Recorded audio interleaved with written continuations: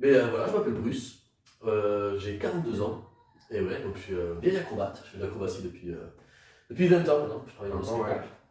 Voilà, je suis arrivé à Paris, les choses ont commencé, j'ai commencé à travailler avec des danseurs, j'ai commencé en cascade également, et puis voilà, puis depuis ça fait 20 ans que j'alterne acrobatie, cascade, et donc voilà, et puis depuis maintenant 5 ans, je travaille aussi dans la musique, puisque j'ai un petit groupe de rock, une petite publicité, Vazaria.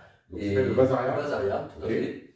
Donc on commence à bien tourner, et puis à côté je chante aussi j'étais en cabaret l'année dernière, j'ai fait aussi des auditions en chant, je travaille aussi de plus en plus dans le chant, donc c'est un bon compromis après l'acrobatie. Et le style de musique du coup? Alors moi c'est plutôt rock français, la composition.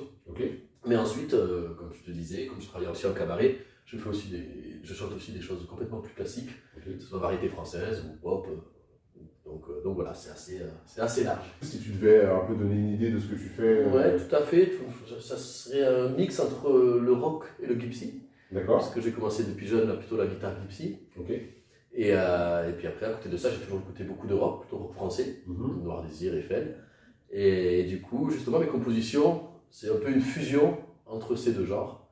Donc ça serait plutôt ce qui me définirait exactement le plus, quoi, ce mélange de gypsy rock. Par rapport à ton parcours, qui est un grand parcours, parce que tu l'as dit, ça fait 20 ans de carrière. 20 ans, ouais. Bon anniversaire. Du coup, ça fait 20 ans de carrière. Quel est ton recul par rapport au métier? Est-ce que le Bruce d'aujourd'hui, qu'est-ce qui le différencie du Bruce de celui qui a débuté, quoi? Alors oui, il y a une grosse différence. Celui qui a débuté, il avait faim. Il voulait être partout, il voulait réussir. Il était toujours sur le qui-vive. D'accord. Ça se traduisait comment du coup? C'est-à-dire qu'une fois qu'un contrat était terminé, il fallait vite en retrouver un autre. Parce que au début, on a cette peur-là qu'il n'y ait pas cette continuité. On a souvent dans notre métier des arrêts. On peut avoir un contrat de 3, 4 mois, 5 mois qui s'enchaînent.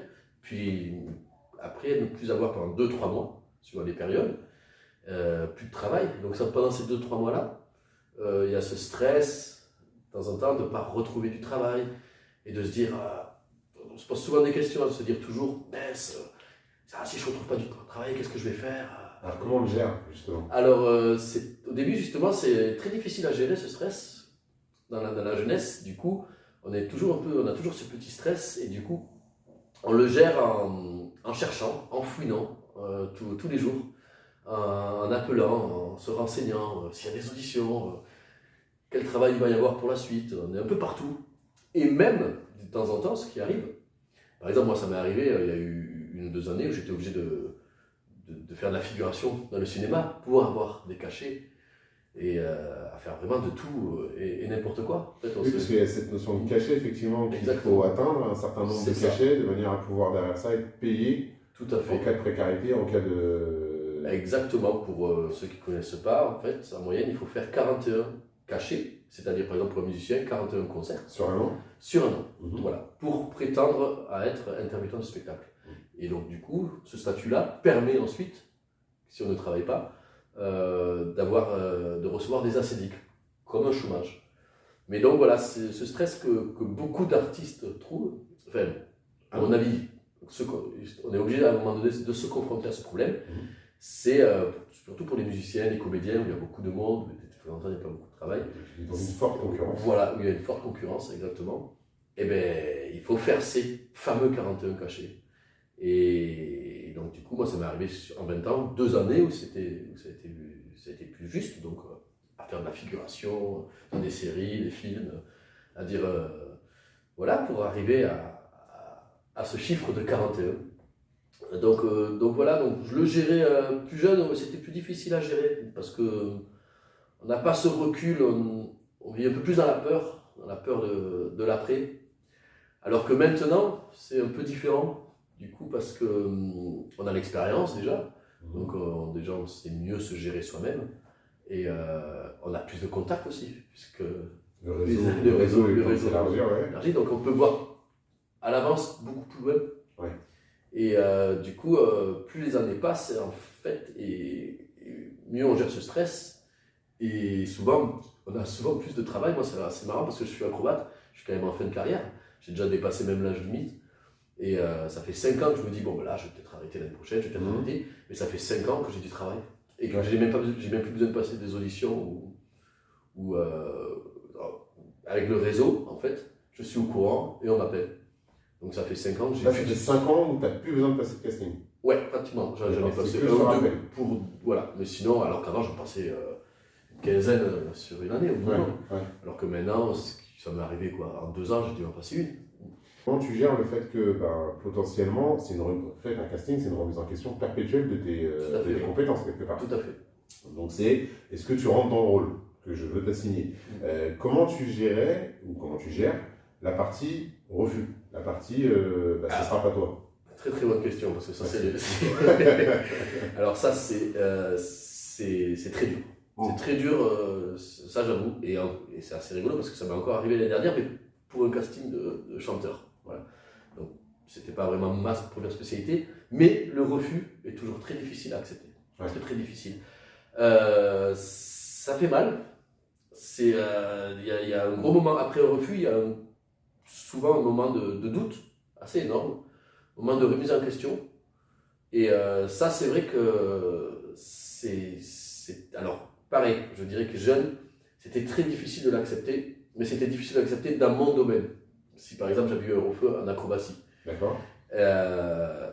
Alors qu'aujourd'hui, c'est un peu le contraire. C'est que si j'ai un refus en acrobatie, c'est pas grave, parce que j'ai déjà passé l'âge. Okay. Vu que je suis dans l'objectif de la musique, c'est le refus de la musique qui va être beaucoup plus dur à accepter. Ouais. Surtout quand on passe à vraiment peu de choses. Ouais. Donc du coup, mais dans tous les cas, c'est vrai que ce refus, ça doit être je pense que c'est ce qu'il y a de plus difficile dans la vie d'un artiste. Ouais. Et ceux qui ont pu continuer, c'est ceux qui ont su gérer ce refus-là. C'est ceux qui arrivent à avoir le refus, ou en tout cas la défaite, comme une victoire. Ouais. Ça permet... Il y a certaines personnes, ça permet d'évoluer derrière et être meilleur justement le jour d'après. Moi, c'est ce que j'essaie de faire. Mais encore l'année dernière, j'ai eu un refus pour quelque chose vraiment que je voulais. Et ça a été très, très, très, très compliqué à gérer. Et derrière, pendant 1 mois, et 1 mois après, j'ai retrouvé un travail justement dans ce milieu-là, dans la musique. Et en fait, je me suis rendu compte que je l'ai eu, ce travail-là, grâce au fait que j'avais eu le refus 1 mois avant. Donc du coup, c'est un mal pour un bien.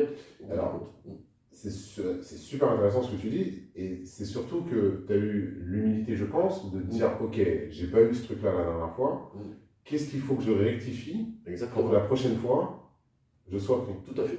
Et effectivement, c'est ce travail-là qui t'a permis en fait de passer outre. Exactement. Parce que tu peux avoir des personnes qui vont avoir cet échec, qui vont accuser le coup et qui ne vont pas réussir à rebondir malgré cet échec. Parce que se dire non, la dernière fois on m'a pas pris, oui, perte de confiance. C'est ça, la perte de confiance, parce que vous êtes quand même sur un métier où on est tout le temps en train de vous dire, ça se trouve, entre guillemets, quand tu vas à un casting, ça se trouve, tu n'es pas assez bon pour mon casting. Ouais. Entre guillemets, le truc, c'est ça. En fait, je vais le dire autrement, c'est prouve-moi que c'est toi que je dois prendre. C'est ça, tout à fait. C'est un peu, t'es pris, t'es bon. Ouais. En tout cas, intérieurement, quand il peut ressortir, t'es pas pris parce que t'es pas assez bon.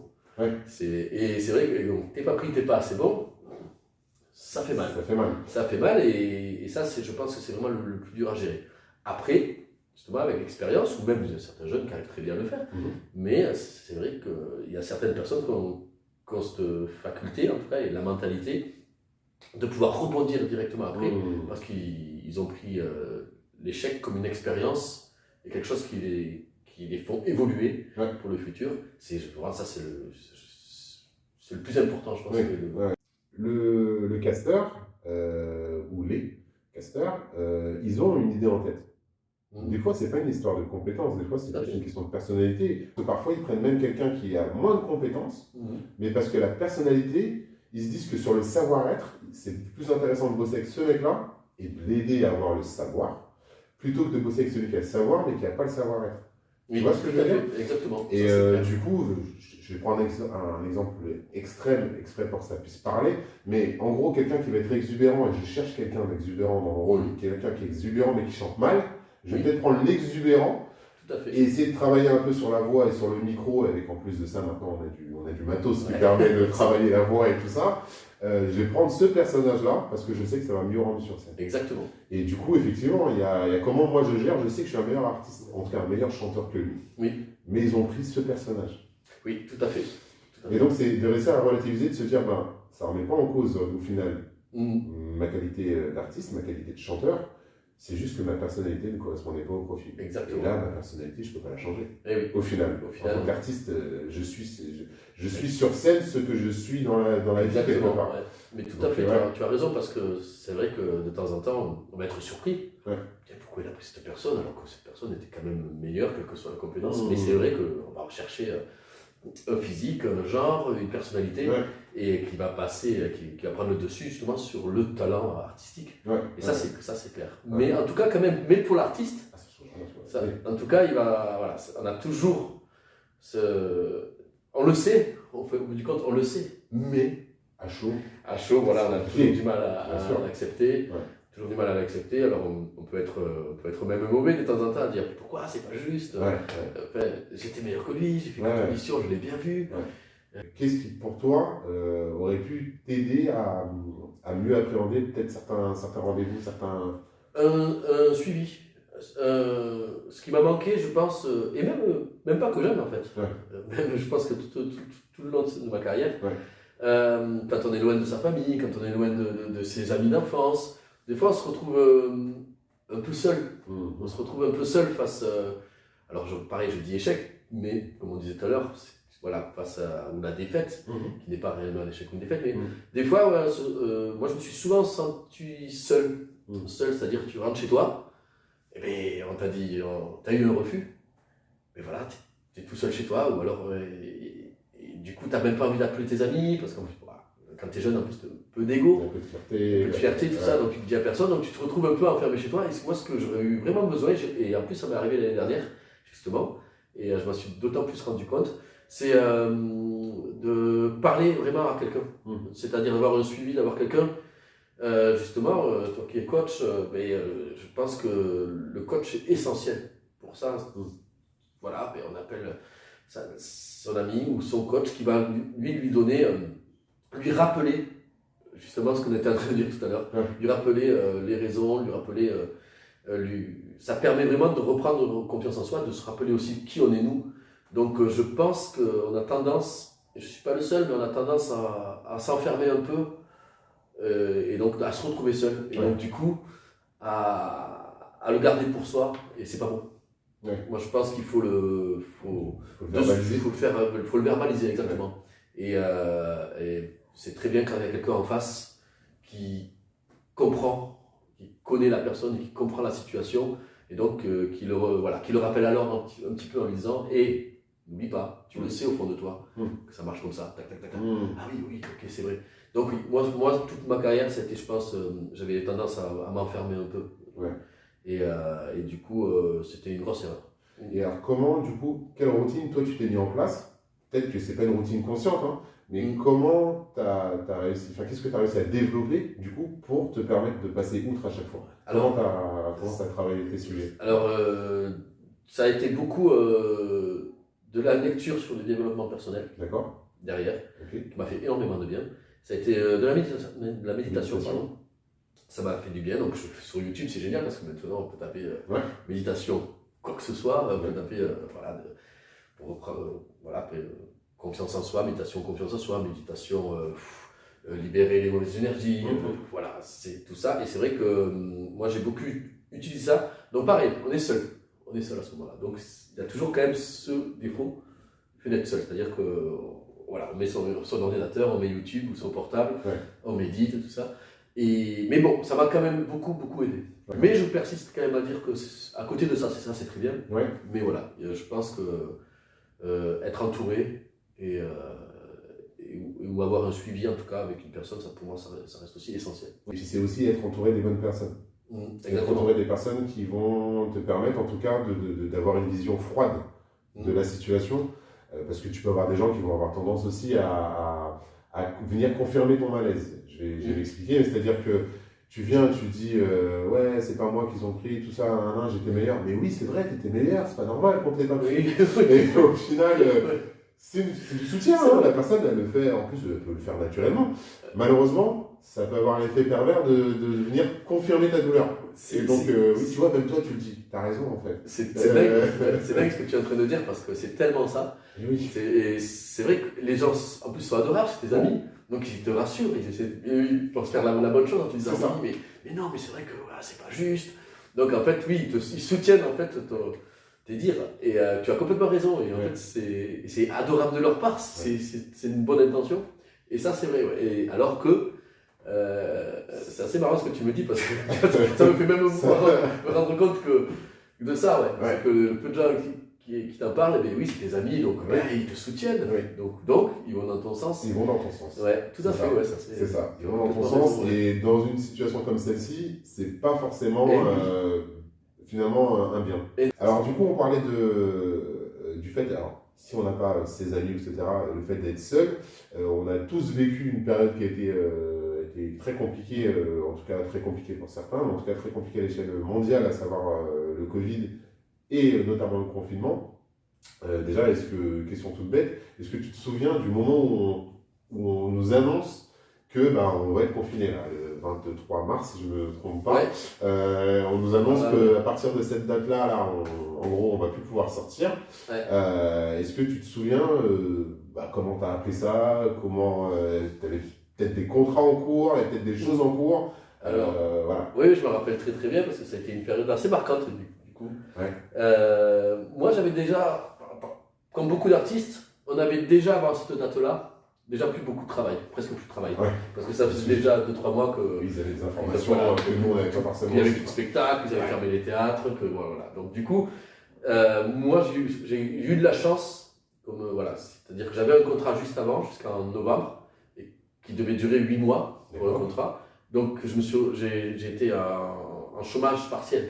Donc, non seulement je faisais mes cachets, non seulement j'étais payé, et du coup, j'ai eu cette chance-là de ne pas avoir de problème, en tout cas financier. Oui, parce qu'on le rappelle, je vais pas te couper 2 secondes, mais on le rappelle, à cette période-là, on est qu'en mars. C'est ça. Celui qui n'a pas de vision sur ce qu'il y a sur les prochains mois, il est potentiellement dans une précarité qui peut être très forte. Exactement. Il ne va pas pouvoir cumuler ces fameux cachets. Tout à fait. Même si là, le gouvernement a quand même fait beaucoup de choses pour l'aide, au niveau pour les intermittents, en justement mettant en place l'année blanche. C'est-à-dire que là, du coup, cette année-là, on n'était plus obligé de faire 41 cachets. Donc voilà, tous ceux qui étaient intermittents le sont restés quand même. Mais bon, c'était quand même. En tout cas, sur le coup, ça pouvait être générateur de stress. Je ne sais plus quand est-ce qu'ils ont annoncé l'histoire de l'année blanche et tout ça. C'était quelques mois après, 2-3 Mais voilà, sur l'instant, je me dis waouh. Voilà. Du coup, j'ai eu de la chance de ne pas avoir eu forcément ce stress-là. Mais je me rappelle, parce que du coup. Alors, moi, j'ai encore une chance, c'est que j'habite à côté d'une forêt. Et du coup, je m'entends très bien avec mes voisins, avec qui je fais du sport régulièrement. Et du coup, de suite, on s'est regroupés entre voisins. Et dès qu'on a appris que justement on ne pouvait plus sortir, qu'on allait rester là, ça a été mais il faut qu'on s'organise. Il faut qu'on s'organise, et c'est ce qu'on a fait. Et du coup, tous les matins, on était en forêt. On faisait une séance de sport tous les matins pendant les 3 mois. En moyenne 6 jours sur 7. Le midi ou le soir, on faisait des barbecues ou chez l'un ou chez l'autre, parce qu'il faisait extrêmement beau en plus cette période-là. Moi l'après-midi, je faisais de la musique, et donc j'envoyais en moyenne, une fois tous les 2 jours, j'envoyais une chanson à des amis à l'extérieur pour m'obliger justement à travailler la musique. Donc voilà. Moi, ça s'est organisé comme ça. Ça s'est organisé comme ça. Et du coup, pour moi, ça a été une période assez extraordinaire, en fait. Quand tu es artiste, cette pression de toujours trouver du travail, cette envie cette peur de ne pas en trouver. Et du coup, là, il n'y en avait pas. Donc, il n'y avait plus de pression de je dois trouver du travail, de toute façon, il n'y en a pas. Et donc, il n'y avait plus cette pression ou ce stress. Je me suis retrouvé vraiment moins face à moi-même. Je n'ai jamais eu une condition physique comme de toute ma vie, comme la condition physique que j'avais pendant le confinement. À la fin du confinement, j'ai battu tous mes records, donc que ce soit au niveau footing, au niveau parcours. J'avais une condition physique de dingue. En faisant du sport, 6 fois par semaine. Voilà. Et puis à côté de ça, j'étais bien organisé aussi au niveau de ma vie familiale, mon enfant, que j'avais 3 jours, enfin bref, c'était... Et du coup, moi, je l'ai super bien vécu, et j'en suis ressorti plus fort, en fait. Parce que, une fois le confinement terminé, ben déjà, j'avais un physique comme je n'avais jamais eu. J'avais un niveau en musique qui avait énormément évolué, parce que j'avais travaillé tous les jours. Ouais. Et donc, ces 3 mois-là m'ont permis d'évoluer, en fait. Et aussi d'être beaucoup moins stressé derrière. Parce que se retrouver face à soi-même pendant 3 mois, ben ça fait du bien, en fait. On retrouve des choses qu'on avait peut-être oubliées. Ouais. Ce qu'on voulait vraiment, nos vraies valeurs, notre vrai soi, en fait. Ouais. Mais, alors je vais poser une question un peu perverse. Quand on est artiste, quand on est sur un métier de l'entertainment, du divertissement, le don aux spectateurs, le don au public, on recherche un peu la lumière quand même. Oui. On est d'accord? C'est clair. Pendant ces 3 mois, du coup, tu n'es plus dans la lumière. Oui. Pour autant, déjà, comment as-tu vécu le fait de ne plus être dans la lumière? Est-ce que, fondamentalement, toi, c'est vraiment ce que tu recherches au final? Et en même temps, tu l'as dit, tu fais un groupe de musique, donc potentiellement, c'est-à-dire que tu vas sur scène. On est encore dans le don. Parce que exactement. C'est en tout cas comme ça que je le vois en tant que spectateur. On est dans le don au public aussi. Mais on vient aussi récupérer quelque chose. Tout à fait. Donc, comment tu as vécu cette période-là? Enfin, cette partie-là, pardon. Eh bien, justement, 2 choses. C'est-à-dire que moi, déjà à cette période-là, ça faisait quand même depuis 20 ans que je faisais de la scène, j'étais plus forcément en recherche d'être vu ou regardé. J'étais plus dans une recherche de faire passer un message artistiquement. Ce que je fais avec la musique d'ailleurs. Mon but, c'est déjà de donner, de faire passer des informations. Mes textes, ce ne sont que des informations. Ça peut parler de plein de sujets, mais c'est plus ça qui m'intéresse de partager.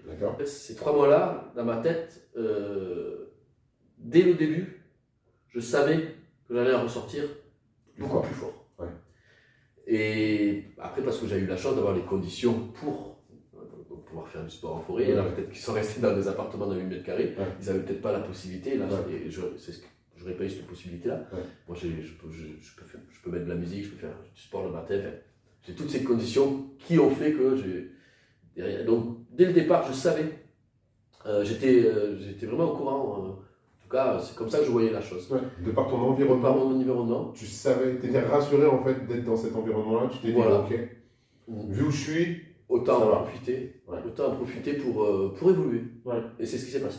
Parce que derrière le confinement, que ça soit en musique et dans mon sport, pourtant j'ai quand même un vieil âge, j'ai eu énormément de travail et je me sentais vraiment super à l'aise sur scène. Donc j'étais plus fort. Tu l'as dit, donc ces 3 mois-là, toi tu les as optimisés, puisque derrière ça, effectivement, tu en es ressorti plus fort. Et en gros, ce que tu expliquais, c'est qu'avant ça, tu n'avais pas cette possibilité de te poser et de pouvoir finalement être créatif. Exactement. Alors que ce qui est fou, parce qu'au final, votre métier, ça repose sur la création. Alors, après, ça dépend où tu vas être. Des fois, tu es guidé par un projet et tu n'es pas forcément dans la création. Tu viens, tu es plus, on va dire, dans l'adaptation sur un rôle, l'adaptation sur, j'en sais rien, sur une chorégraphie, bon bref. Sur ta partie-là, par rapport à ce que tu viens de dire, on prend bien en connaissance du fait que toi, tu as utilisé les 3 mois pour créer au final. Parce que tu dis, tu as créé des musiques, tu as recréé, entre guillemets, ta condition physique. Tout à fait. Et puis, tu as pu te régénérer au final, puisque tu venais aller récupérer aussi avec les voisins, etc., d'autres énergies au final, parce que c'est une forme de communauté que vous avez créée. C'est ça. Et qui t'a permis vraiment, toi, de revenir plus fort derrière ça. Donc, au final, ça n'a pas stoppé ton processus de création. Et ça me l'a même accéléré. Ça te l'a même accéléré, chose que tu ne pouvais pas faire auparavant, au final. Exactement. Parce que justement, auparavant, on est pris dans le travail. Et donc, on travaille. Par exemple, moi, j'avais un contrat juste avant, j'étais sur un contrat de 4 mois où je bossais 5 jours sur 7. Je faisais de l'acrobatie pour un grand parc d'attractions. Et du coup, on travaille la journée, donc on fait ce qu'on a à faire. On arrive le soir, on est un peu fatigué du coup, donc on n'a pas, on ne crée pas forcément. En fait, en 3 mois, j'ai réussi à créer certainement ce que j'ai créé auparavant en 2 ans, 3 ans. Ah oui, Ah c'est ouais, un accélérateur. un accélérateur de Total. dingue. Ouais. Et ça, je m'en suis vraiment rendu compte. Et c'est pour ça que cette période-là, en tout cas pour moi, a été ultra bénéfique. Et si c'était à refaire, alors je m'en excuse parce que ça a été très très dur pour certains, et je comprends. Mais moi, en tout cas personnellement, si c'était à refaire, je le referais dessus. Ouais. Au final, cette période qui est effectivement une pandémie, qui était une pandémie internationale, qui a pu être perçue comme négativement, et puis malheureusement il y a eu des décès, etc.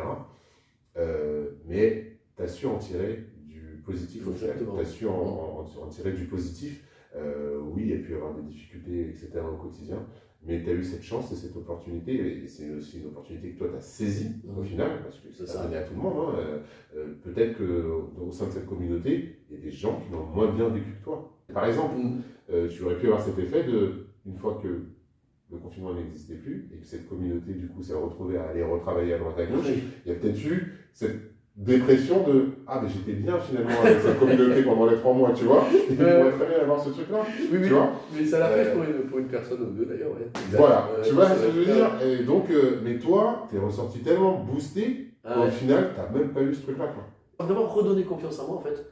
Vu que je suis sorti de ces 3 mois, vraiment j'avais avec l'impression et la sensation d'être plus fort, j'avais du coup vraiment envie de le montrer, de le prouver, et c'est ce qui s'est passé assez rapidement.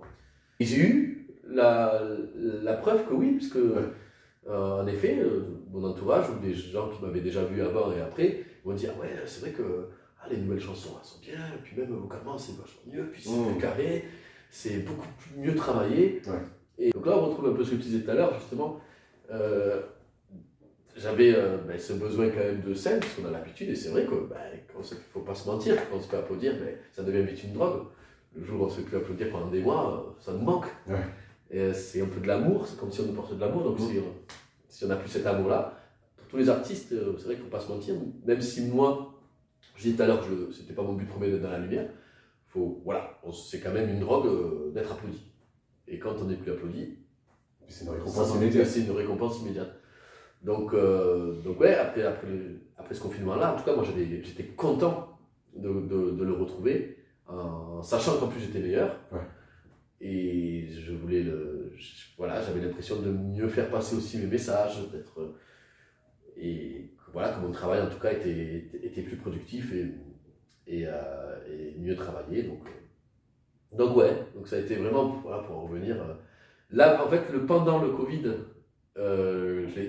pour moi, c'était une super période. L'après-Covid, du coup, a été une super période aussi, puisque j'ai pu monter sur scène et montrer tout ça. Et voilà, donc c'est vrai que moi, personnellement, je l'ai très bien vécu, mais comme je disais tout à l'heure, c'est parce que j'ai eu cette chance-là d'avoir des conditions quand même, je pense, idéales.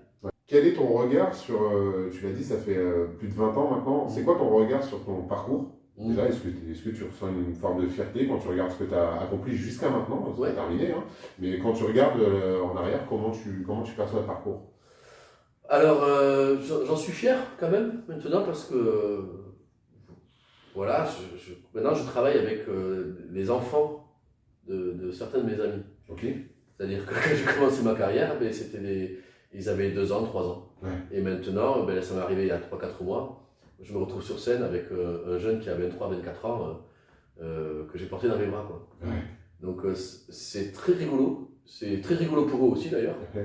Des fois on se dit mais qu'est-ce que je fais encore là, mais ça c'est une fierté quand même. De se dire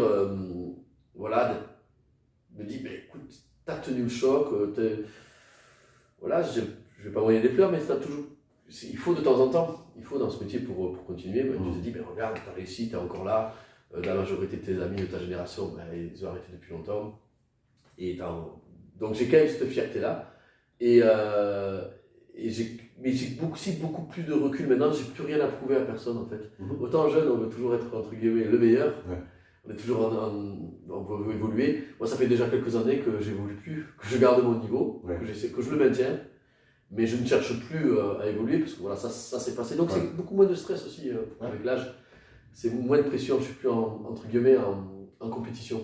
C'est très agréable parce que les jeunes viennent te voir en se demandant, en te posant des questions, justement en te demandant comment tu as fait pour avoir cette longévité. Et en même temps, tu es là à côté, tu les vois en train d'essayer d'apprendre des nouvelles figures et de progresser. Et contrairement à quand tu es jeune, mais là maintenant je les regarde. Je ne vais plus les taquiner. Bon, de temps en temps un peu. Regardez. Mais voilà, et puis on se blesse, moi je me blesse beaucoup moins. J'ai eu de la chance pour les blessures, mais ces 6 dernières années, je me suis pratiquement, à part des petites entorses, je me suis pratiquement pas blessé. Alors que jeune, un peu plus foufou, alors qu'on pourrait croire qu'on a un corps quand même plus solide, mais non, je me blessais, on se blesse beaucoup plus. On a cette maturité, quoi. J'ai plus cette pression en tout cas de continuer à être encore acrobat dans 1 an ou 2 ans, 3 ans. Non, passer à autre chose. Mais voilà, après j'ai gagné, je pense avoir gagné le respect aussi de mes compères, qui sont beaucoup plus jeunes maintenant. Donc oui, ça fait plaisir, il y a une forme de fierté quand même. Donc est-ce que tu as gagné ton propre respect? Oui, complètement. Alors, il y en a toujours, comme je disais, l'année dernière, il m'est arrivé d'avoir une petite claque sur quelque chose que je voulais vraiment, où je pensais l'avoir, mais que je n'ai pas eu au tout dernier moment. Mais ça m'a donné une bonne leçon, justement. C'est assez marrant parce que je pensais ne plus être confronté à ça. Et tu vois, je me suis quand même retrouvé devant, entre guillemets, ce petit échec. Et ça m'a fait mal, tu vois, ça m'a fait mal. Et donc, mais ça m'a permis encore, tu vois, même à 42 ans, encore même cette année, d'évoluer aussi sur ce sujet. Maintenant, c'est que du bonheur. J'estime que j'ai eu de la chance de faire ce métier-là pendant aussi longtemps. Et d'avoir fait plein de choses différentes, d'avoir rencontré beaucoup de gens, d'avoir eu une vie un peu animée. Non, vraiment, si c'était à refaire, je le referais.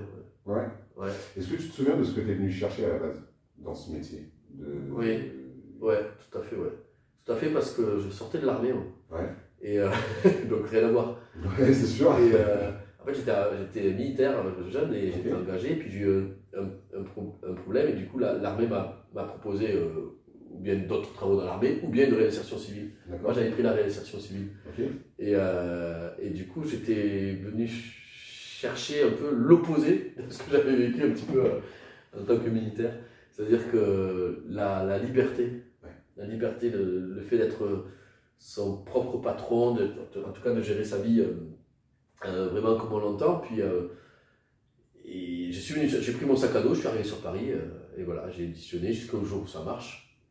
Et c'est une chorégraphe qui m'a lancé dedans, Mia Fry, qui s'appelle elle. Et c'est vraiment, voilà, ça a été vraiment, je suis passé du coq à l'âne.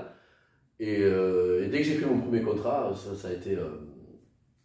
J'ai dit que je m'étais dit dans la tête, écoute, tu vas faire ça le plus longtemps que tu peux. Quelles compétences tu avais pour te lancer là-dedans? Moi, typiquement, je ne me serais jamais vu là-dedans. Parce que j'étais gymnaste plus jeune. Et j'ai fait du haut niveau dans ce sport-là. Donc j'avais quelques compétences physiques qui pouvaient me permettre de pouvoir être acrobate. D'accord. Même si j'ai commencé avec mon premier contrat comme cascadeur. Mais voilà, c'était plus l'aventure, la liberté. C'est vraiment plus ça que je suis allé chercher. Et je l'ai trouvé, parce que c'est vrai que c'était assez passionnant. Donc, et puis après, une fois que c'est lancé. Puis, après c'est parti. Et puis après c'est parti, quoi. C'est parti, puis on travaille après un peu comme tout le monde, quoi. On se lève le matin, on fait son travail, et puis on continue, puis on aime son travail, parce que c'est une passion. C'est un métier de passion, quand même. C'est une passion. Donc moi c'est ce que je me dis, justement, pour revenir à ta question tout à l'heure, 20 ans après, je m'estime chanceux d'avoir pu vivre de ma passion. Voilà. Et c'est pas fini. Comme tu le dis déjà, c'est pas fini, en tout cas c'est tout ce qu'on te souhaite. C'est un vrai luxe de pouvoir vivre de sa passion. C'est un vrai challenge. C'est un vrai luxe, un vrai challenge. Et tu t'as employé un terme là qui est justement, c'est un peu comme ça en tout cas que moi je le vois. Tu parles d'être sa propre entreprise, entre guillemets. Vous êtes votre propre dirigeant, vous êtes votre propre comptable, vous êtes votre propre promoteur. Si tu devais conseiller des gens qui sont potentiellement soit qui rentrent dans le milieu, soit qui sont dans le milieu mais qui ont des difficultés sur certains aspects, avec ton regard, avec ton expérience, avec ton vécu au final. Vers quoi quels seraient pour toi, selon je sais pas, si tu avais 3 conseils à donner, imaginons. Alors, ça prend peut-être un peu au dépourvu, hein, mais... alors, les 3 conseils à donner, je vais te donner peut-être 3 adjectifs. L'envie, la foi, ça c'est sûr. Pour vivre sa passion, faut en avoir envie, il faut avoir la foi. La discipline, parce qu'il faut travailler. Il y en a beaucoup qui se lancent dans ce métier, mais alors avec des capacités excellentes, mais si derrière il n'y en a pas une discipline, on ne peut pas durer, ça c'est sûr. Et donc je dirais vraiment l'envie, la discipline, ça c'est moi l'essentiel. Et la confiance en soi. La confiance en soi, il faut qu'elle soit là, tout le temps. Tout le temps. Pour moi, c'est les 3 adjectifs qui correspondent le mieux pour faire carrière, en tout cas dans sa passion artistique. La confiance en soi, elle est comme ça. Il y aura toujours des moments. Il y aura toujours des moments. Du coup, en plus, la confiance en soi, ça répercute sur l'envie et la foi. Quand on n'a plus confiance en soi, on a moins envie, on se pose des questions. Et sur la discipline. Et sur la discipline. Donc les 3 vont ensemble. Je pense que vraiment, c'est ce triangle-là. Ce triptyque-là. Mais la confiance en soi, ça reste je dirais le haut de la pyramide. Parce que quand on a confiance en soi, on peut, derrière justement la discipline, comme on disait tout à l'heure, elle est là. Et donc l'envie, forcément, elle est là également. Donc moi, ce que je conseillerais, ce serait de toujours faire attention, toujours se lever le matin en ayant confiance en soi. Quelles que soient les techniques qu'on utilise, d'essayer en tout cas le plus possible. Hein, il y aura toujours, et c'est normal, des moments un peu plus difficiles, mais voilà, c'est de travailler. C'est même plus important que si tu es acrobate que d'aller t'entraîner dans une salle pour faire de l'acrobatie. Ou si tu es n'importe quoi, bodybuilder, d'aller dans la salle de sport pour faire du bodybuilding. La confiance en soi, c'est 80% du travail, j'ai l'impression. Le reste, le reste, ça suit naturellement. Mais donc du coup, trouver des techniques, et donc bien s'entourer aussi, quoi. Bien s'entourer de gens, parce qu'on tombe toujours sur des gens, quand on croise autant de monde, forcément, on tombe sur des personnes extraordinaires qu'il nous faut penser, mais attention, on tombe aussi sur des gens qui peuvent nous faire douter. Donc voilà, quand on tombe en tout cas en face de gens comme ça, mais justement, il faut toujours avoir en tête, faut avoir sa petite bulle. C'est marrant parce qu'en le disant, je te dis, peut-être c'est pas si compliqué que ça en fait. Ça ne serait pas si compliqué que ça. Ça pourrait ne pas être compliqué comme ça. Et non, ici c'est pas facile, mais je pense que c'est un travail, c'est une habitude. Une habitude. Donc c'est vrai que être bien entouré, en tout cas. Moi, s'il y avait une chose que je devais refaire sur ces 20 ans, c'est justement sur les échecs. À la limite, le seul regret que j'aurais sur ces 20 années, si je devais les refaire, ce serait de bien m'entourer, de parler et de communiquer au moment où il y a eu ces fameux échecs. De manière à pouvoir être accompagné, de manière à pouvoir, derrière ça, libre, repartir comme il faut. Exactement. Et maintenant, c'est ce que je fais moi, plus âgé, ce que j'essaie de faire avec les plus jeunes.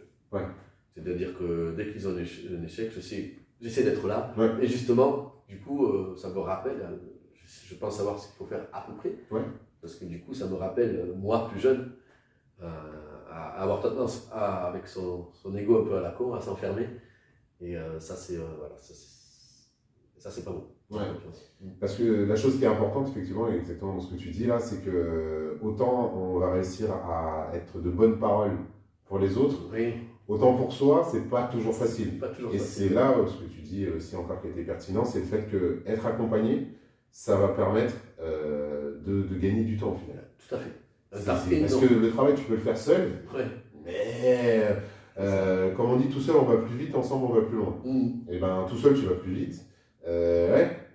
Tu peux aller plus vite, mais tu peux aller plus vite vers le bas. Exactement. Et alors qu'ensemble, quelqu'un qui va t'accompagner, il va te permettre de travailler beaucoup plus largement. Et il va te permettre d'aller beaucoup plus loin derrière. Tout à fait. Et le truc est là. Écoute, pour nous, on va avoir fini sur cette interview. Est-ce que tu vois des choses à ajouter?